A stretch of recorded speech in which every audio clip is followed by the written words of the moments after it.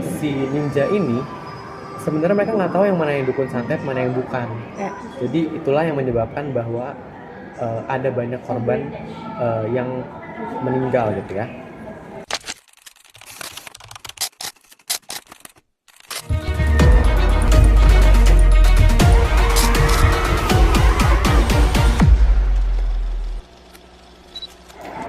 Halo teman-teman, terima kasih sudah klik video ini. Saya Viana dan Elkan. Di sini kita akan membahas tentang tragedi yang sangat kelam di tahun 1998 yang terjadi di Jawa Timur, tepatnya di Banyuwangi. Yaitu adanya pembantaian dengan dugaan banyaknya dukun santet di Banyuwangi yang menyebabkan banyaknya terjadinya pembunuhan di kota tersebut. Mari saksikan. Nah, kita mulai dari latar belakang dulu kali ya. Ya.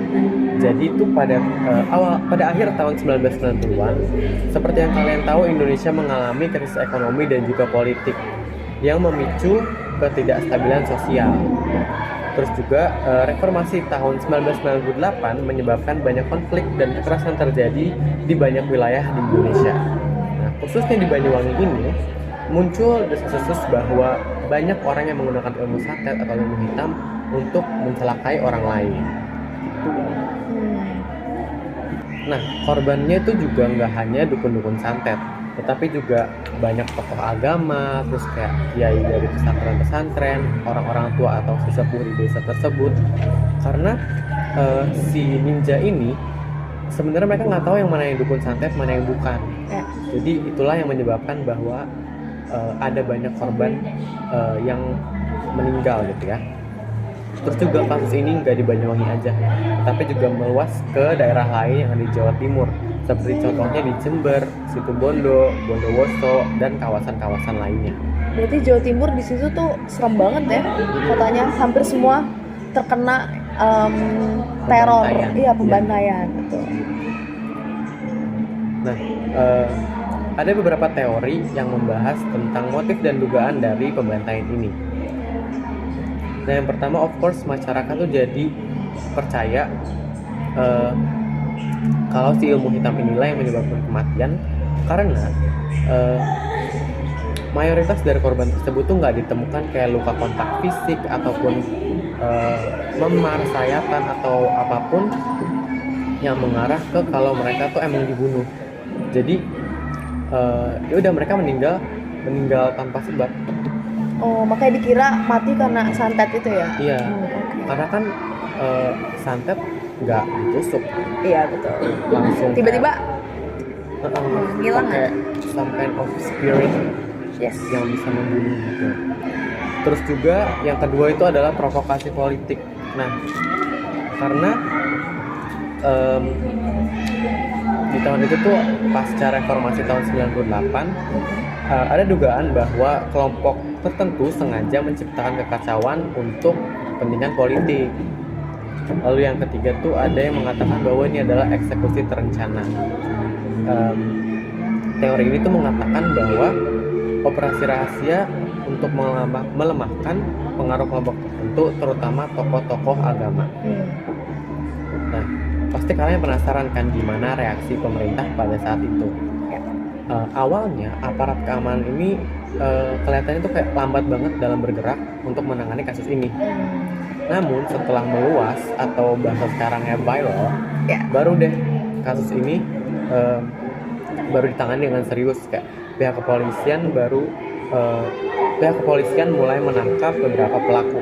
Meskipun sayangnya sampai sekarang pelaku atau dalang utamanya itu belum diketahui siapa. Wah, serem juga. Berarti siapa aja tuh bisa jadi suspek ya? Iya, dan kita nggak tahu pelakunya ini masih hidup atau udah nggak ada lah. Karena kan kejadiannya udah lumayan lama. 98 loh tapi kayak wah. Kayak berapa? Hampir 2 dekade yang lalu ya? Ya ada lah, itu yang hidup pasti ada. Nah, kita move on ke kronologi kejadian. Ya.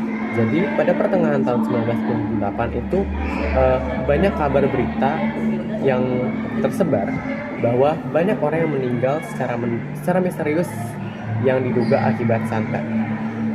Nah, kita lanjut ke bulan Agustus sampai November tahun 1968, ada sekelompok orang yang memakai baju full hitam dan juga mereka bertopeng yang disebut sebagai ninja. Dan kerjaan mereka itu adalah ngebunuhin orang-orang yang diduga sebagai dukun santet ini. Nah, biasanya korban-korban itu diserang pada malam hari, mereka diseret keluar rumah lalu dibunuh secara tragis. Ya. Contohnya seperti dipenggal dan juga dibakar hidup-hidup.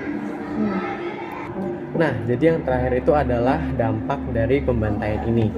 Yang pertama itu ya udah pasti ketakutan massal, karena warga-warga ini kan nggak tahu siapa yang akan menjadi korban santet selanjutnya. Bisa jadi diri mereka, ataupun keluarga atau kerabat mereka. Terus yang kedua itu banyak hilangnya tokoh masyarakat, kayak contohnya tokoh-tokoh agama dan juga sesepuh-sesepuh dari desa-desa yang terkena dampak dari santet itu.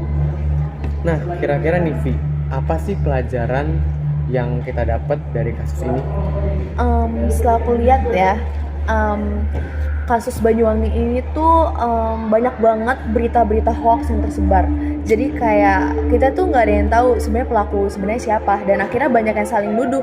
Oh ya udah, akhirnya terjadilah pembantaian tersebut. Nah makanya kita sebagai masyarakat yang bijaksana, kita harus mengolah informasi dengan baik. Jangan pernah nganggep berita hoax itu sepele, karena itu tuh sangat berpengaruh banget. Terus yang kedua, untuk yang dikira sebagai dukun santet harusnya dengan bijak, jangan langsung menggunakan kekerasan, apalagi pembunuhan ya. Karena mereka juga manusia, itu adalah nyawa seseorang yang sangat penting. Segitu. Sekian video dari kami. Gimana menurut kalian guys tentang pembantaian Banyuwangi 1998 ini? Kita juga pengen tahu, kalian bisa komen di bawah apakah kalian ada yang ngerasain Ataupun keluarga kalian yang mungkin mengalami sendiri kejadian ini gitu ya. Iya betul, kita kepo, atau tetangga teman kalian bisa komen di bawah. Terima kasih. Dan video dari kami, jangan lupa subscribe. Sampai jumpa. Bye.